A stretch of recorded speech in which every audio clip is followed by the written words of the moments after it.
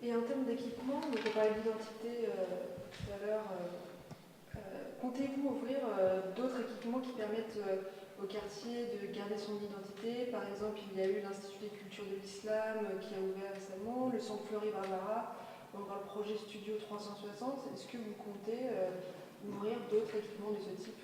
On a voulu, sous l'impulsion de la Noé, de Vaillant et de toutes ses équipes, refaire de l'équipement et refaire de l'équipement de qualité dans les quartiers populaires. C'est vrai pour le Centre Fleury Barbara, évidemment, pour l'Institut des cultures d'islam, d'une autre façon. C'est vrai aussi pour les équipements sportifs, à Chapelle, le gymnase de Stermayer, à Méro-Saint-Plon, les salles tragères.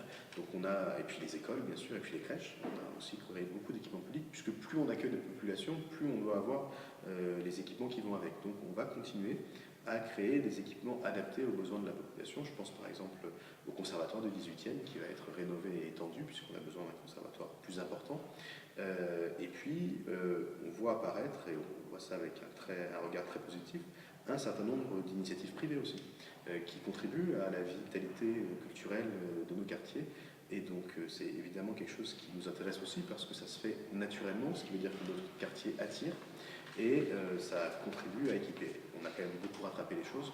On ne fera pas un deuxième Centre Fleury Barbara Goutte d'Or à la Goutte d'Or, d'ailleurs ça n'a pas beaucoup de sens, mais on est attentif à tous les théâtres qui existent, à toutes les salles de concert, on est un arrondissement, on a Pigalle, bref, on a toute la culture dans le 18e, mais ce n'est pas forcément des équipements municipaux. Et moi je suis assez fier de ce qu'on a fait avec la gare Saint-Ouen. Qui est donc dans un quartier populaire, qui a été racheté par la ville, mais qui a été mis à disposition d'une structure, on a fait un bail amphithéotique avec une structure associative qui va, elle, créer le projet et qui va être responsable de l'équilibre économique de l'opération. Et donc on peut aussi inventer ce type de partenariat pour permettre d'avoir des équipements, mais aussi en partie financés par la ville, mais aussi avec une initiative associative ou privée tout simplement, qui donne aussi beaucoup de dynamique. Et c'est important dans les quartiers populaires.